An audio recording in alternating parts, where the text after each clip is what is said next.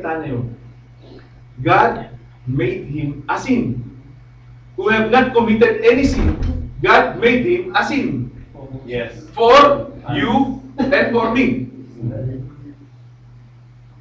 Magaan ba yun? Magaan na bagay ba yun? Pero sa mga nakikinig, kaya sabi ng propeta, you may read this part of the scripture many times. You may heard it from many pastors. But the big difference is, what do you see when you look? Hindi lahat ng tumitingin, isang nakikita.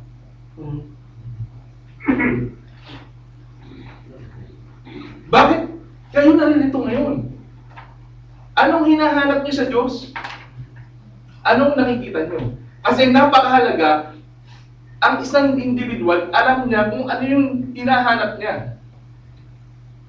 Paano mo makikita yung bagay na hindi mo alam? Hindi mo naunawaan.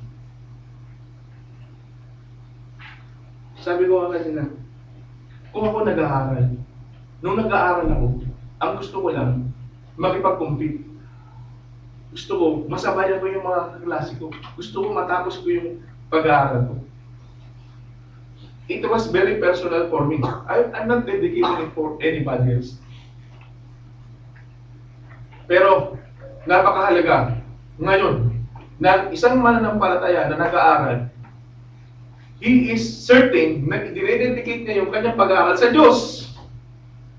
That's right.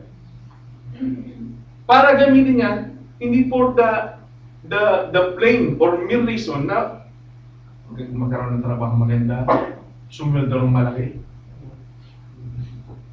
mabili yung mga gustong bili.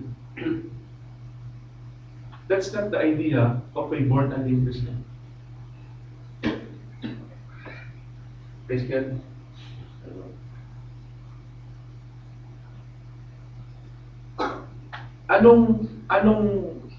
Anong ipinapakita ng Diyos? Ano yung serpente? Balikan natin ang Genesis. Ano meron sa Genesis? Anong meron sa Eden? Anong bumubukal doon? Merong river, di ba? River Tigris. Ano pa? Euphrates. Sa Hedikel. Di ba? Gihon. Without this river, walang magiging magandang tanan doon. Beside the river, there is life. Right? At habang tinitingnan ko, bakit yung serpent? When I try to look back, nakita na ba kayo ng river na tuwid? Yung tuwid na tuwid ba? Yung walang ligo-ligo. Sabi niya, God always use a type for a reason. In every type, there is a meaning behind it. We are spiritual people. We don't look plain. Lagi tayong may nakikita. Lagi may pinakikita ang Diyos. Amen. Hindi natin binabasa na gano'n lang. Yun lang yun eh. Yun na nga yung nakasulat. Sabi pa nga nung nakakasama natin. That's the hidden part. Yeah. Amen. Praise God. Sabi, ang titig, pag tinitigan mo, mamamatay ka. Yung spirito, tinitigan mo. Amen. Right. Amen. Lord. Amen. In 2 Corinthians chapter 5, verse 21, kung titingnan po natin mga kapatid, nais ko pong balikan. 2 Corinthians chapter 5, verse 21.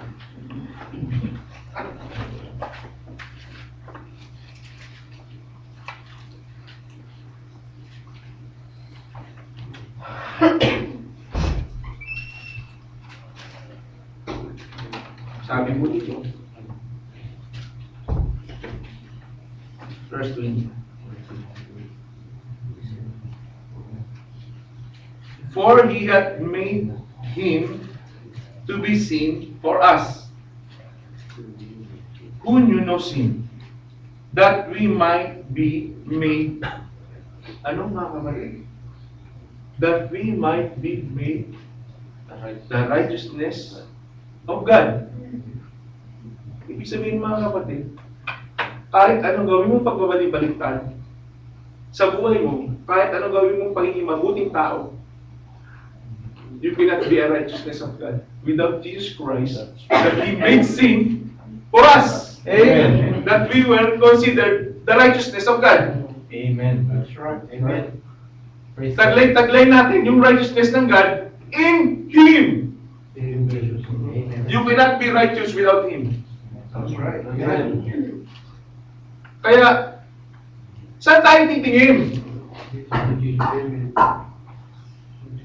Gusto niyo mawala yung righteousness, huwag niyong tingnan.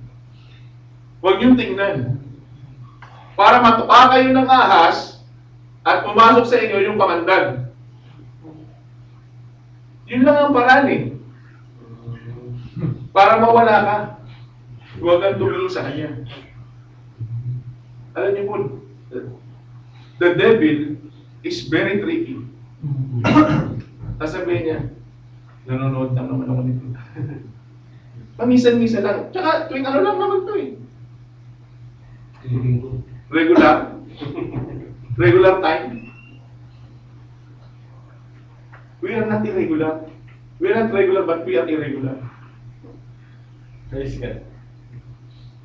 We are peculiar people. We should act like one. We are a chosen generation. A royal priesthood. Praise God. And we have time for many things. Alam niyo mga kapatid, habang ginano ko ito, Panginoon, alam mo na pag nablock ang isip ko, hindi na ako tutuloy doon sa ibang panahon. Pero una ang Diyos mga kapatid, hindi ko sa Kanya yung kalayaan mga kapatid. Praise God. Napakaganda mga kapatid na lagi nating ma-realize, I'm not exempted mga kapatid. Every time, alam niyo mga kapatid, titingin lang ako ng konti sa computer. Ang hinahanap ko talaga, makakita ng magandang kanta na pagsamba. Ang hinahanap ko yung isang keyword na inilagay ng Diyos sa akin. Pero pag ginamit ko yung computer, sinubukan ko sa Google, sinubukan ko sa YouTube, may nakita akong iba. Uy, bago ito ah, si Superman, kalaban si Batman. Tingnan ko nga. Pag open mo nun, marami nagbibigay sa'yo. If you will look to these things, idadivert niya yung isip mo doon sa word na hinahanap mo. Idadivert niya yung isip mo doon sa kanta na gusto mong luwalhatiin ng Diyos. Napakaliit mga kapatid, napakanipis. Pero once you turn your eyes away from Jesus, the things of earth will be brighter. Amen. It will not grow strangely dim. Saan mo ididikit ngayon ang pag mo? Alam niyo mga kapatid, this is a very... Sinasabi ko mga kapatid because I experience it. There are times na kahit na walang schedule, panay-panay yung basa mo, panay-panay yung pag-aaral mo, pero pagod na ako, parang pagod na ako. Pwede naman siguro kung manood ng konti. Hindi naman masama yun. Hindi naman tayo naging, yung tawag doon, yung binabatas natin. Hindi natin, yung parang hindi tradition, hindi traditional. Pero pagka inalibay mo na, minsan lang naman. Tsaka pagod na ako. Buong linggo na ako nagbasa. Buong linggo na ako nagbasa ng message. Nagbasa ako ng Bible. Manonood naman ako yan hanggang matulog. Alam niyo, I experience it mga kapatid. I'm guilty of that. Kaya alam niyo mga kapatid, laging at the end of the day, sinasabi ko, it is a failure I experienced failure. But alam niyo mga kapatid, kaya yung isang kanta na unti-unti nabubuo na sinusulat ko. Sabi doon, I'm so unworthy. I'm so unworthy. And yet He loved me. And it makes my heart cry. Because He loved me in spite what I did. And in spite of what I did, lalo na mga sa trabaho kapag sinabi ko sa Panginoon, Panginoon, gusto kong i-dedicate sa iyo ito. Pero may nararamdaman akong bigat. Dahil napabayaan ko yung mga salita mo. Would you hear my request? Alam niyo mga kapatid, ipuin ko lang yung panel, sabihin ko, Panginoon, sa iyo to, naalim ko sa iyo. Yan. Ano yung mga kapatid? It makes my heart cry. Even despite all the shortcomings, the weaknesses, it's the same yesterday, today, and forever. Amen. His love don't change. Our love always change. Amen. Kaya, habang naranasan ko yung ganun, sasabi ko sa Lord, I'm so unworthy. I'm so unworthy. And yet He loves me. And it makes my heart cry. Yes, God. Hallelujah.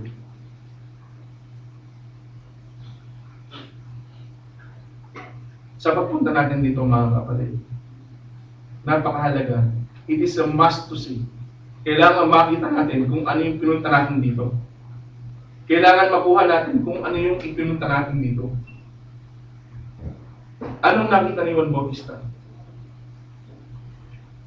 He saw Adam. Right? First, he saw the lamb, and then he saw the Adam.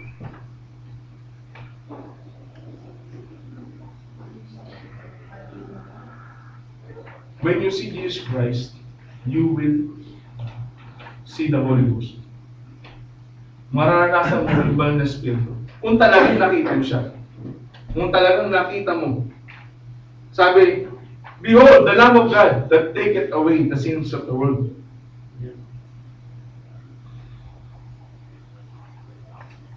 Tumingin siya, may nakita siya. Anong nakikita natin ngayon? Ano yung tinitingnan natin ngayon? Si Juan Bautista may nakuha. Dahil may nakita siya. Alam niya, naiintindihan niya kung sino yung nakita niya at kung ano yung nakita niya. Ano ang nakikita ng bawat isa sa atin? Kung wala, we came here for nothing.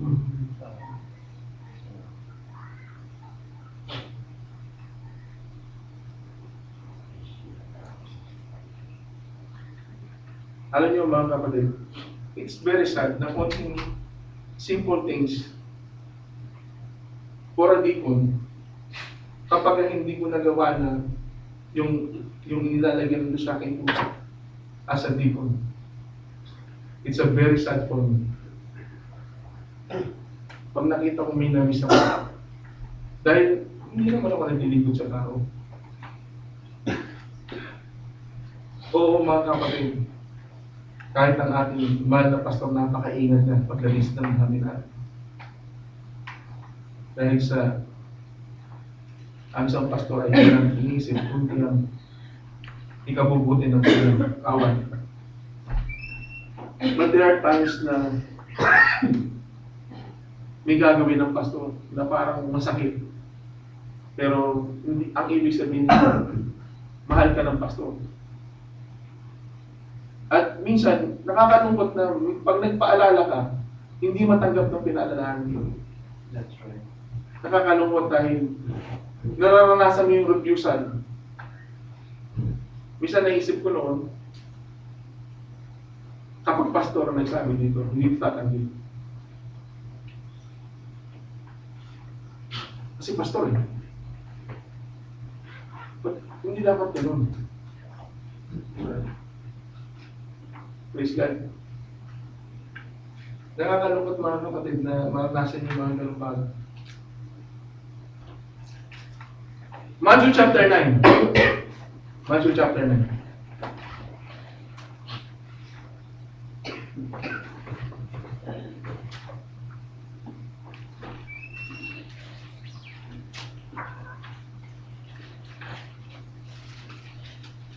Matthew chapter 9, verse 20.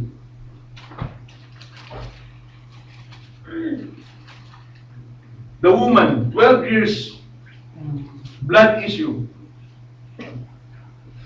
Sabi doon, at narito, isang babaeng inaagasang may 12 taon na, ay lumapit sa kanyang likuran at inipo ang laylay ng kanyang damit. Sino hindi nakarinig pa nito? Sino? Meron ba sa ating hindi pa nakarinig nito? Yung inaagas ang babae ng 12 taon. I believe na narinig na natin lahat. I believe so. I want to believe so. Because this is always shared. 12 years. Na dapat verse 8. Sapagkat sinabi niya sa kanyang kalooban, kung mahipo ko man lamang ang kanyang damit, ay gagaling ako. May nakita siya, wala? Meron. Ano yung nakita niya mga kapatid?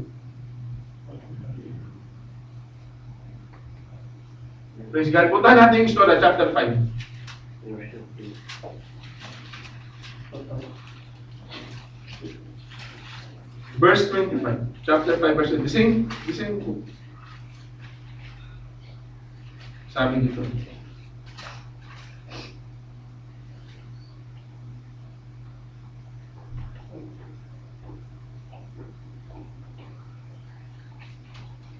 Chapter 5.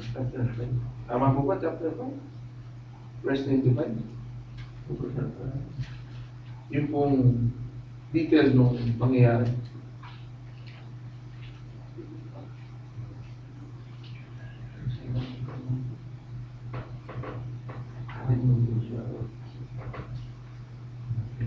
Matthew chapter 5:25. Okay.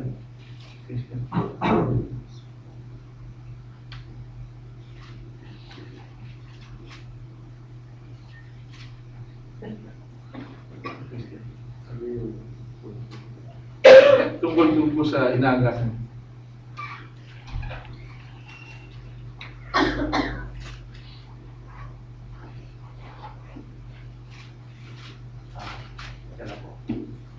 No. Natural.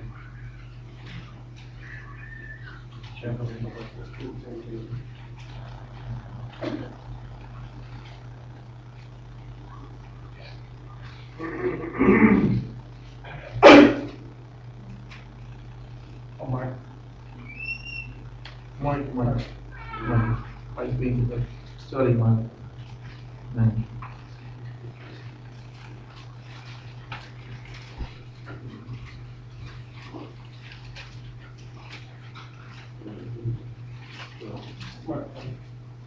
Verse 29. Mark. I was looking in Matthew. It says Mark. Chapter 5, verse 20. Sabi po dito, ang isang babae na may 12 taon nang inaagasan at siya'y napahirapan na ng maraming bagay ng mga manggagamot at nagugol na niya ang lahat ng kanyang tinatangkil at hindi gumaling ng kaunti man, kundi bagkus pang lumuha siya na pagkarinig niya ng mga bagay tungkol kay Jesus.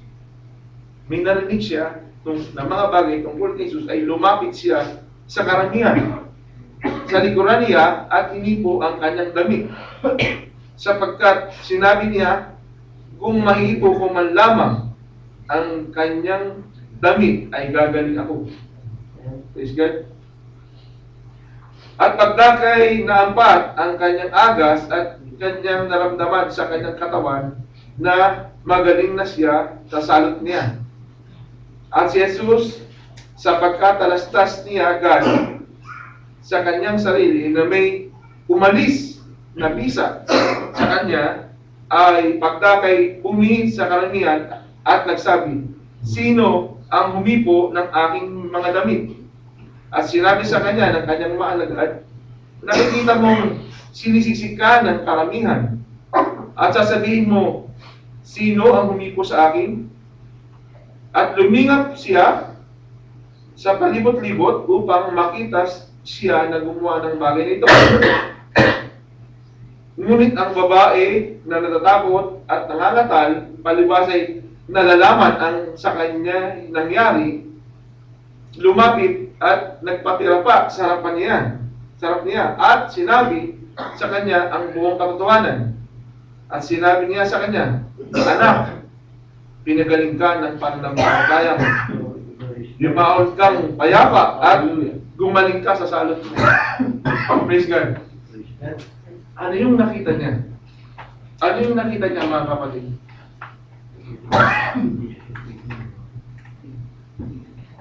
Sinabi niya sa kanyang sarili. He was totally convinced. Naniniwala siya. At ang sabi ng Panginoon, pinagaling ka ng iyong pananampalataya. Napakarami humipo sa kanya, pero isa lang yung humigo. Isa lang. Sino yung gustong makahigop ngayon? Amen. Minsan pagka nagluto yung mga kapatid natin na masarap ng mga minsan, pag hinigop natin, sabaw pa lang. Pero mga kapatid, ito yung pinakamasarap na nakuha yung persa ng kapangyarihan. Nakukuha pala yung persa ng kapangyarihan galing sa Diyos. Nahuhugot. Natatanggap. Kinikilimutan ako, mga kapatid. Bawat sa atin should have a very deep thirst. May pangako ang Diyos. Alam niyo mo nung sinishare ni Brother Branham, look away to Jesus and live ang dumating sa amin. And live. Look away to Jesus and live. Na mabuhay tayo, mga kapatid. Gusto ng Diyos, mabuhay tayo. Hindi para mamatay. Amen. Gusto niya mabuhay tayo. Ayaw natin, gusto natin mabutan tayong buhay. Lahat. Hanggang makita natin ang mukhaan yung pagbabago ng ating mga kapatid. We want to live. Live daily. Look away to Jesus. Look away from the world to Jesus. Doon tayo sa Kanya. Praise God. Hallelujah. Alam nyo, ilang beses na natin nabasa to. Pero, the most attractive word that is ever written is the Bible. Pero sa mga walang pakialam sa salita ng Diyos, wala kang makikita attraction. Pero kaya tayo nandito ngayon, we are attracted with the Word of God. Amen. Or else, ano ng mga kapatid? Kailangan nating mamatay. Dahil nakita natin yung liwanag. Kailangan nating mamatay. Yung gamo-gamo, nung makita niya kung gaano kaganda yung liwanag, namatay siya. Kailangan makita natin yun. Na kailangan nating mamatay for us to live. Amen. Kung hindi tayo mamatay, patay nga tayo.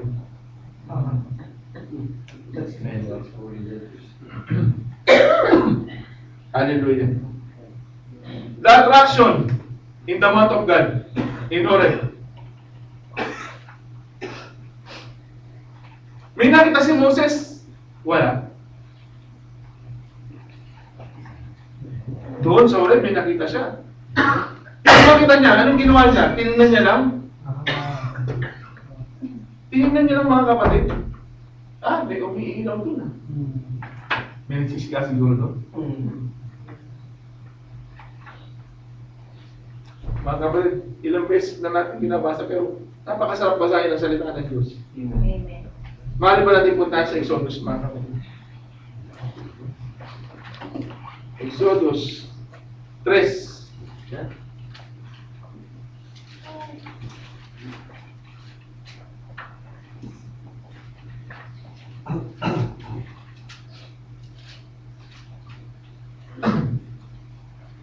Exodus chapter 3 verse 1. Inalagaan nga ni Moises ang awa ni Jethro, yung bina niya, na kanyang binatama, na saserdote sa Madian, at kanyang pinatnubayan ang kawan sa likuran ng ilang, at napasabundok ng Diyos Horeb.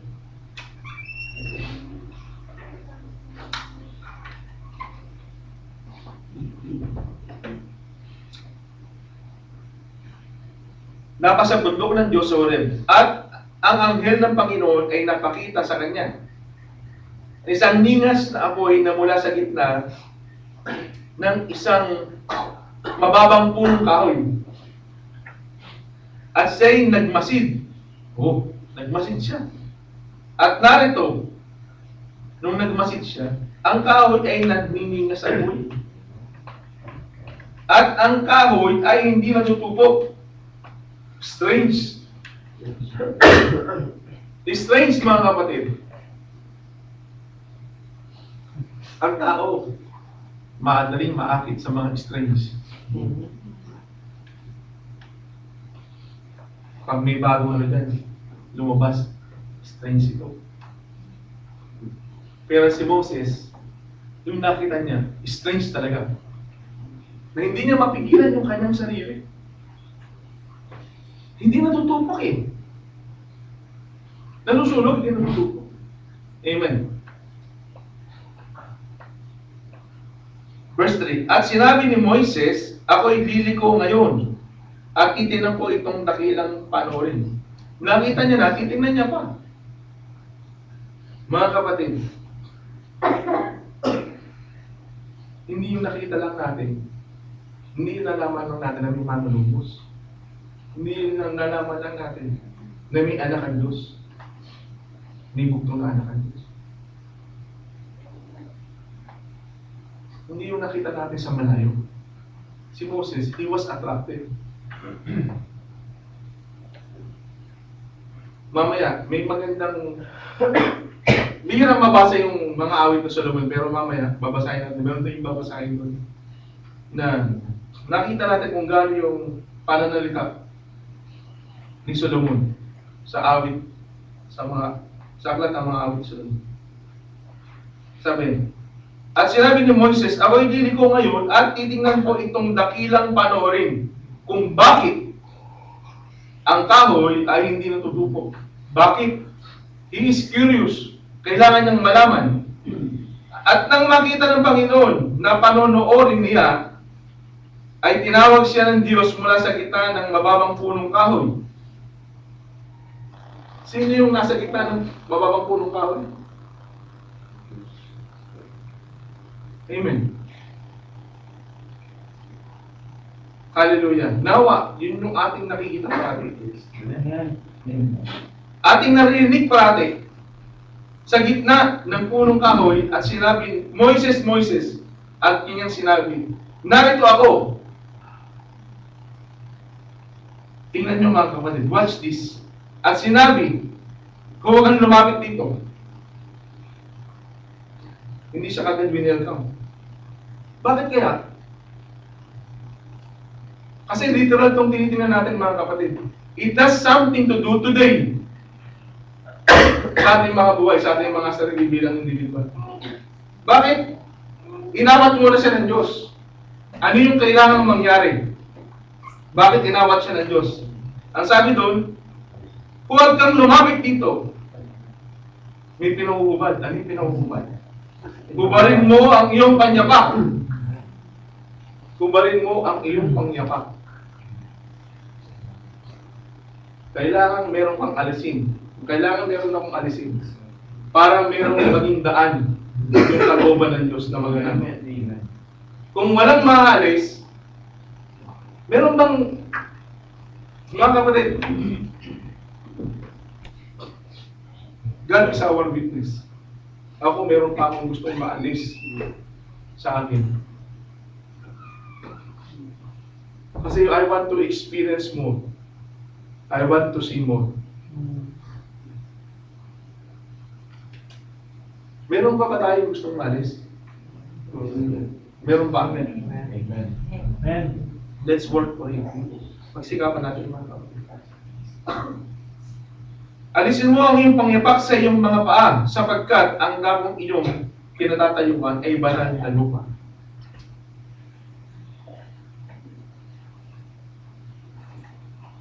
Hindi ito naintindihan ni Moses. Kailangan sabihin sa kanya ng Diyos. Dahil lalapit nga siya eh. Kaya tayo nandito, kailangan makuha natin yung sinasabi sa atin ng Diyos bilang individual.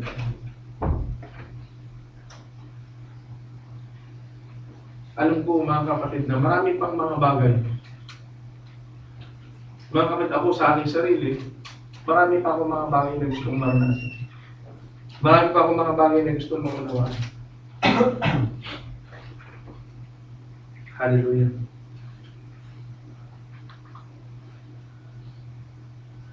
That was the attraction in the month of God.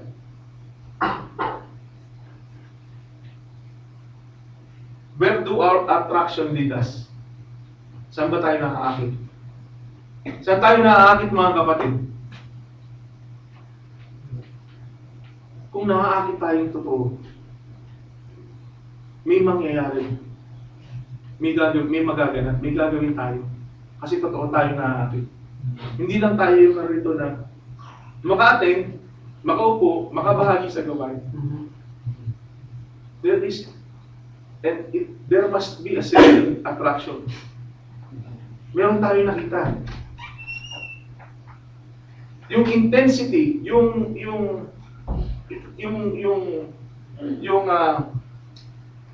alab, yung alab ng pakikibahagi sa gawain, it depends on what you see.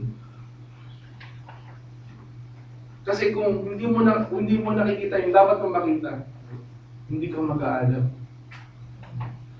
Walang attraction eh. Praise God. Are we attracted to the Word of God? Amen. Yun eh. Yun yung pinakamalaga eh. The 3 Hebrew children.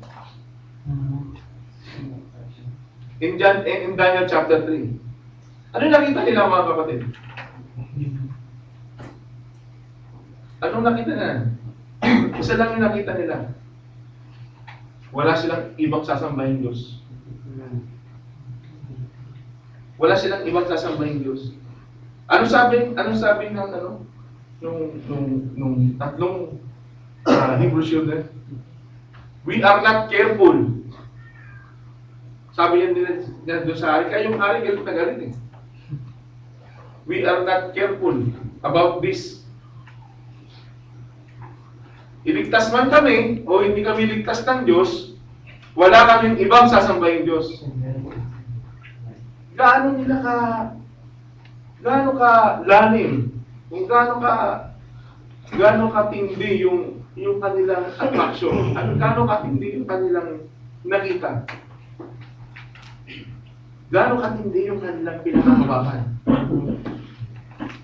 Ano yung pinangahawakan natin? Si mga kapatid, para mahawakan man ng gusto isang bagay, kailangan may bitiwan ka muna. Pag hindi mo nabitiwan yung hawak-hawak mo, hindi mo kayang damputin yung pinapahawak sa iyo ng Diyos. Hallelujah.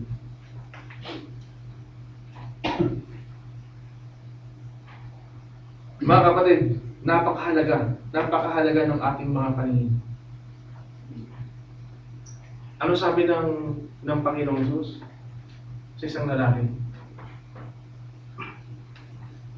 Tumingin pa lamang ng isang lalaki na may pagnanasa Isang iba, nagkakasala na siya ng pakikiapi. Gaano kahalaga yung paningin? Look away to Jesus. Every time you look away from Jesus, you will go the wrong way. That's right. Every time you go in the wrong way, it only proportionally shows na hindi ka nakatingin kay Jesus. Yun lang ang magiging dahilan. Pero kung lagi ka nakatingin kay Jesus, lalabo sa iyo yung mga bagay sa mundong ito. Lalabo. Anong nangyari kay Harang David? Nandun siya sa tore. Anong nakita niya?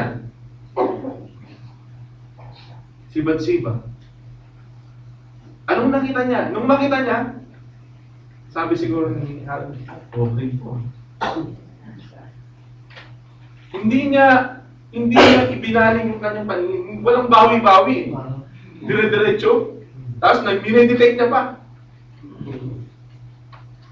Yun yung pinakamahirap mga kapatid.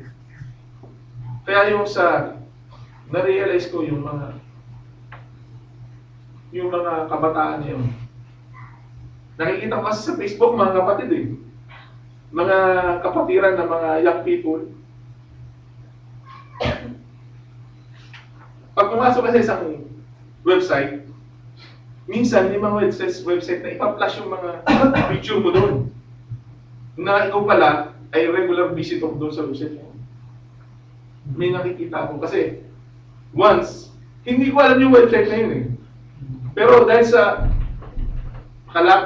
siyempre sa building, lakad ako ng lakad. May nakikita ako minsan naka-open yung mga laptop na. Anong site yun? Ano yun na? Tingnan ko nga. Pagtingin ko, naku, lason ito. Lason. Nauuya na kami sa tinapay na mula sa langit. Saan sila nakatingin? Nakita ko doon yung picture ng young people. Ako nga mga kapatid, I cannot trust this place because this place is not born again. The inner person was born again. But this body needs redemption. Kailangan pa ng katubusan. Saan mo i-dedicate yung paningin mo? Eh yung paningin mo, laman yan.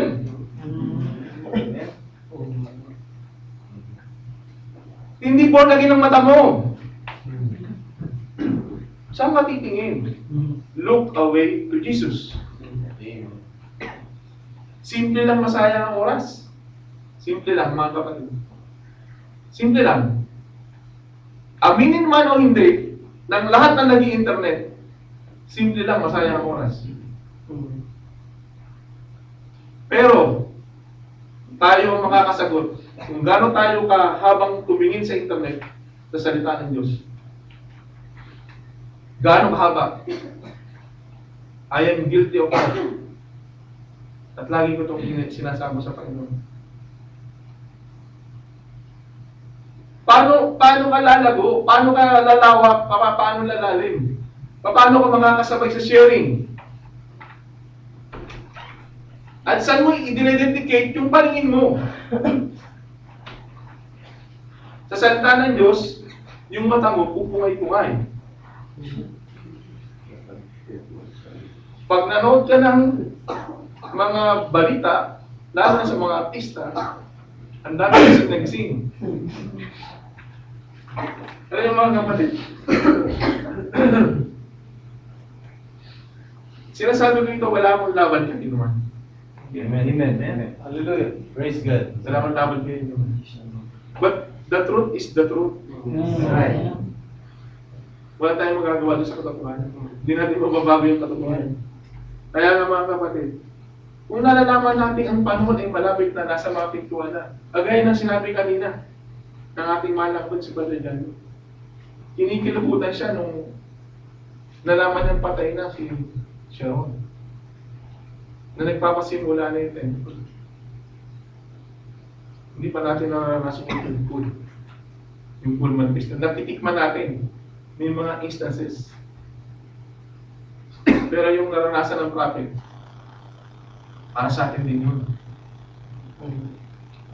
Araw sumikat ka. Sumikat yung araw, nawala yung blizzard. Sinabi niya, pinig ka sa iyo salita. Speak. Para sa atin yun, pangako sa atin yun eh. Look away to Jesus. Amen. Look away to Jesus.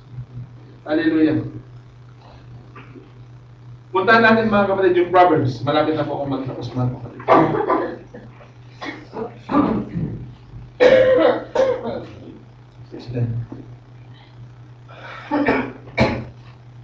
Proverbs chapter 7.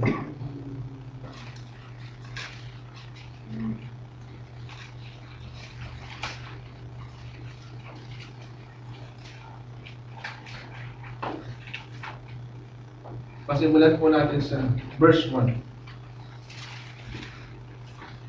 Sabi po dito mga kapatid, anak ko, ingatan mo ang aking mga salita at impukin mo sa iyo ang aking mga utos. Impukin mo. Ingatan mo ang aking mga utos at mabuhay ka. Gusto ng Diyos mabuhay tayo. Gusto ng Diyos mabuhay tayo. At ang aking kautusan na parang itim ng iyong mata. Mga kapatid, pag wala ng itim ang mata mo, bulag ka na. Pero kung itim ng iyong mata ay ang kautusan ng Diyos, lahat ng titignan mo. Yung salita ng Diyos yung ginagamit mo. Hindi mo ginagamit ang sarili mong pag-iisip. Hindi mo ginagamit yung imagination mo. Ginagamit mo yung kautusan ng Diyos. Gusto ba ng Diyos na mas marami ang oras natin sa ibang bagay kaysa sa Kanya?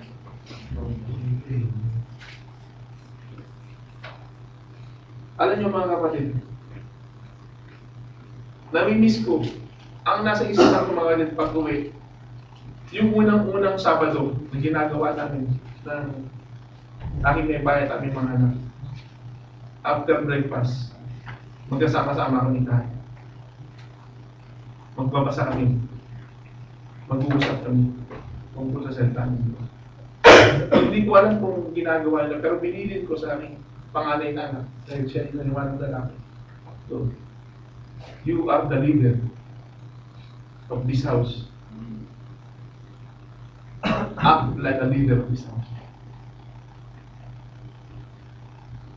Dahil wala ako, ikaw ang may.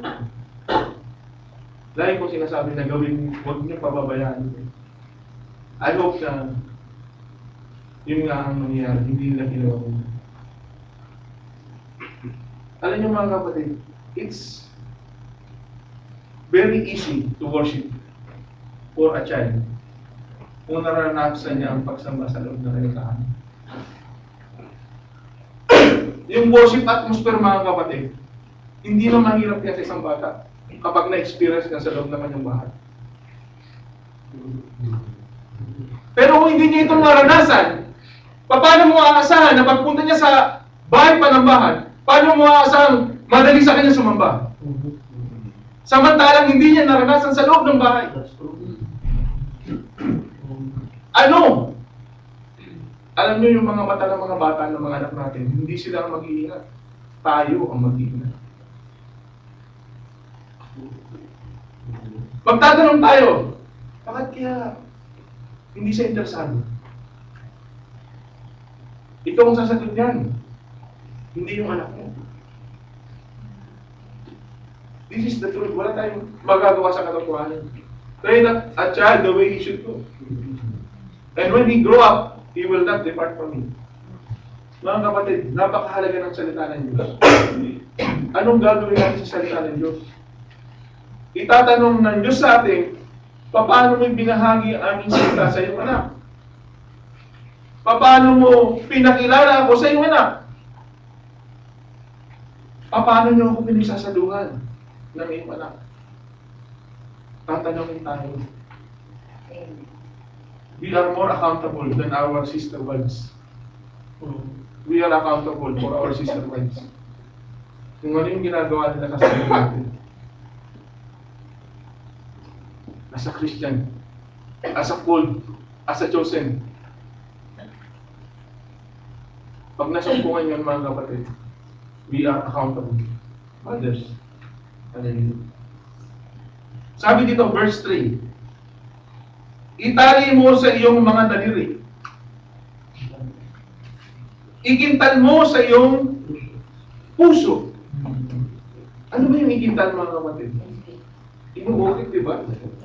Pag inuukit mo yan, kailangan palitadahan mo yan para mawala. Pero pag nakaukit yan, hindi yan basta mawala. Ang hirap ng burahin. So, ito yung mga salita ng Diyos. Hindi ito naisip lamang ng tao. Ito yung mga salita ng Diyos. Ito ba mga kapatid, puntahan natin ang awit, The Songs of Solomon. Namnamin natin yung mga nakasulat dito mga kapatid. Basahin natin sa Tagalog. Makata si Haring Solomon. Basahin po natin mga kapatid. Simulan natin sa verse 1. The Song of Solomon chapter 2.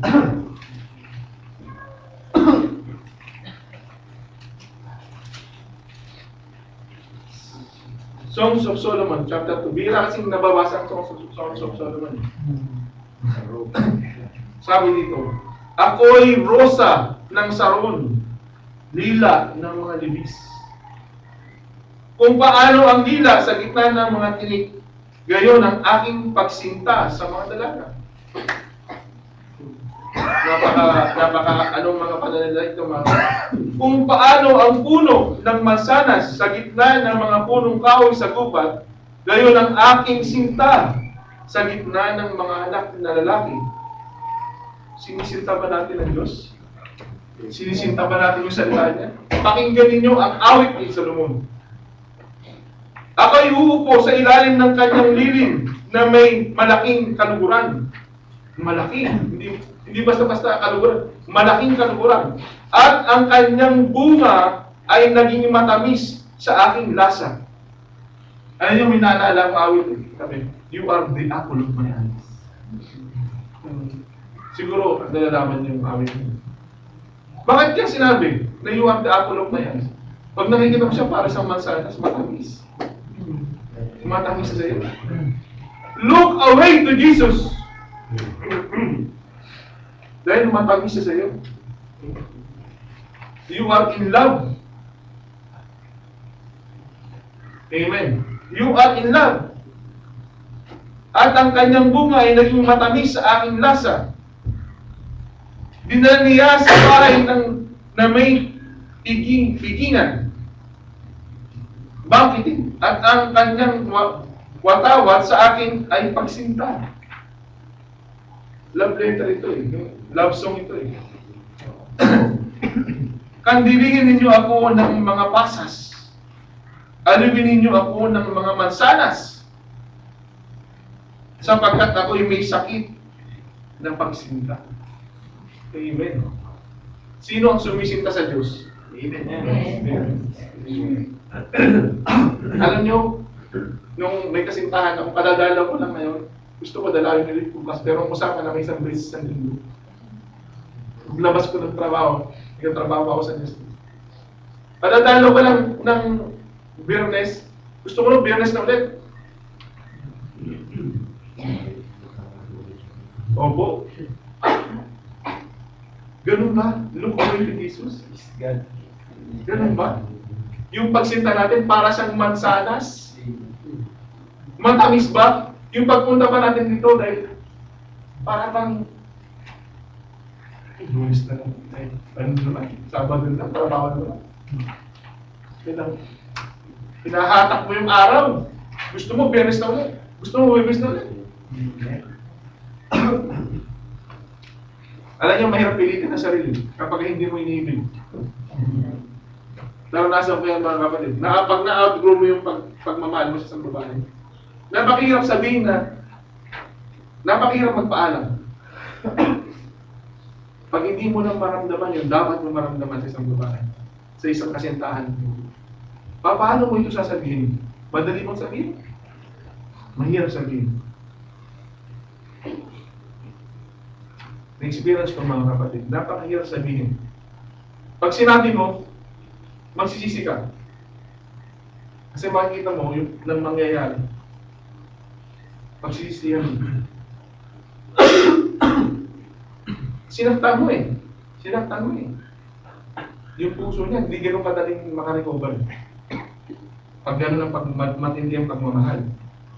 Pag matindi ang pagmamahal, napakasakit. Gano'ng katindi ang pagmamahal natin sa Diyos. Look away with Jesus. Amen. Kaya tayo narito, mga kapatid, kailangan makita natin yung pag-ibig niya. Or else, sayang yung pagpunta. Sa pagtatapos mga kapatid, Hebrews chapter 12. May lamang po. Hebrews chapter 12.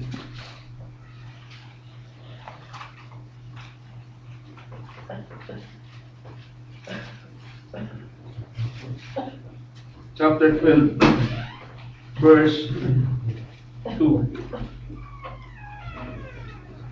Sabi po dito, looking unto Jesus, the author and finisher of our faith, who for the joy that was set before him endured the cross. Alam niyo mga kapatid, kung walang joy na naranasan ng Panginoong Jesus, kung wala yung joy na yun, ma-enjoy niya kaya yung cross. Ma-enjoy niya kaya yung cross kung wala yung joy. Kasi sinabi na nga dito eh, who for the joy that was set before him, he endured the cross. Kung ganap na ganap tayo sa pag-agaw, ma-endure natin lahat. Kung yun yung buong kagalakan natin mga kapatid, kahit anong hirap ang maranasan natin, sabi doon, pasaya natin, looking unto Jesus, the author and finisher of our faith. He is the author. Look to the author of your faith. Because He is the one to finish that faith. Amen. Who for the joy that was set before Him endured the cross. Jesus, look away to Jesus. Yung Jesus na yan, you must share the same joy with Him. Kailangan maranasan mo yung joy na yun na naranasan ng Panginoong Jesus habang binabata niya ang krus ng Kalbaryo. Dahil kung hindi mo naranasan yung joy na yun, ano yung pagkakaisa niyo? Hindi mo nararamdaman yung pagalakan at pinaraglay niya. Who for the joy that was set before him endured the cross, despising the shame, and is set down at the right hand of the throne of God. Amen. Yun yung hinahanap natin, yun yung tinitingnan natin eh. Hindi yung basta-basta lang napunta tayo dito. Napakalalim ng layunin o dahilan natin para pumunta dito. At wala akong maisip na dahilan para hindi tayo pumunta. Hallelujah. Huwag natin gawing routine. Let's make it special. Extra special. Tayo mo yung magsita yung mga kapatid. Hallelujah. Napaka-buti ng Diyos sa panibagong bago na ito mga kapatid. Hallelujah. Praise God. Hallelujah. Hallelujah. O aming amang Diyos ng makapasya. Muli, Ama, ipinakilala mo sa amin, ikaw ay hindi nagbabagong Diyos. Ikaw ang Diyos ni Abraham, Isaac at Jacob. Ikaw ang Diyos na dapat namin luwalhatiin at sambahin sa Espiritu at katotohanan. Salamat po, Ama. Hallelujah sa kagalakan. O Ama, ang kagalakang ito ay hindi namin maaaring sumuhan sa anumang bagay. Sa mga bagay na sa libutan ito, Ama, opo, Ama, maaaring na-enjoy namin yung mga ilang material na mga bagay. At that point, hindi kami nakatingin dito, Ama. Meron kang ipinakita sa amin. You are our Jehovah Jireh. You always provide for us. In spite that sometimes or many times we fall, we feel weaknesses, we feel sad. There's nothing to be sad. Kung nakikita namin, Ama, yung inihanda mong kaluwalhatian, yung kagalakang buhat sa iyo, yung kapayapaan, help us, O God. Help us to see clearly, O God. Help us to understand you are the only one who can reveal this to anyone, O God. Ama, maraming salamat na naririto kami sa araw na ito, sa dakong ito. Maraming salamat sa aking mga kapatid, Ama. Hallelujah. They bring joy, O God. Opo, Ama, there are times that I am being corrected. And I thank you, O God, ginagamit mo ang aking mga kapatid. Because sometimes I get so relaxed. And thank you, O God, na ginagamit mo sila upang magpaalala. Help us, O Lord, to be glad and with joy receive all these reminders. Opo.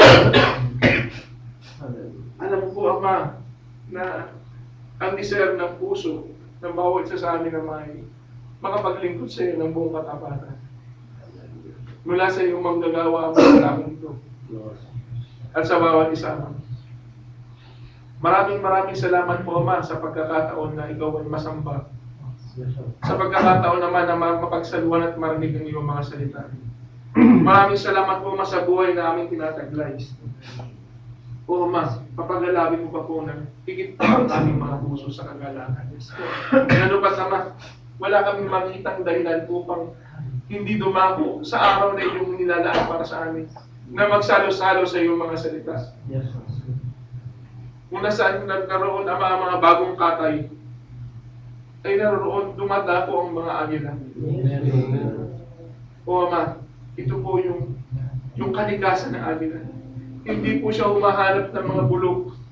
Hindi po siya humahanap ng mga matagal ng namatay, kundi sariwa. O Ama, ikaw lamang ang maaari mag-provide sa amin ng mga pagkain ito. Maraming salamat po, Ama. Bagamat, Ama, may mga panahon hindi naiingatan at nalagamit sa ibang bagay. Hindi ka pa rin nagkukulang, hindi ka pa rin nagbabago. Sino ang maaaring umibig sa amin ng katulad ng pag-ibig mo? Wala, ikaw lamang. Yes, Lord. Maaari naming mapagtiisan ng ilang mga pagkakataon na dapat dumarating bilang mga tao punong-puno ng limitasyon. Dumarating yung mga pagtatanong. Dapat ikaw alam mo lahat, Ama. Naiintindihan mo lahat. Kaya ganun mo kami minahal. Kasi nakikita mo, Ama, tulungan mo kami makita, Ama. Tulungan mo kami tumingin sa aming Panginoong Yesus sa bawat pagkakataon. Nasa upang dumating man ang mga panahon na may mga bagay na umaakit sa aming paningin, eh wala kaming ibang babalikan, Ama. Ibabalik namin pabalik sa iyong bugtong na anak ang aming paningin. Amen. Who is the author and finisher of our faith. Yes, O Lord. Hallelujah. Tulungan mo kami. Help us, O God. Inaasam namin ang pagkagawa, Ama. Huwag mong alisin sa amin ni kagalakan. Tulungan mo po kami, Ama, na maigapan ang banal na Espiritu. Tulungan mo po kami, Ama. Maraming salamat po, Ama, sa pagkakataon yung pinagkaloob. Pinupuri ka namin, niluluwalhati ka namin, at itinataas namin ang iyong dakila at banal na pangalan. Sa pangalan ng aming Panginoong Yesus. Amen. Amen.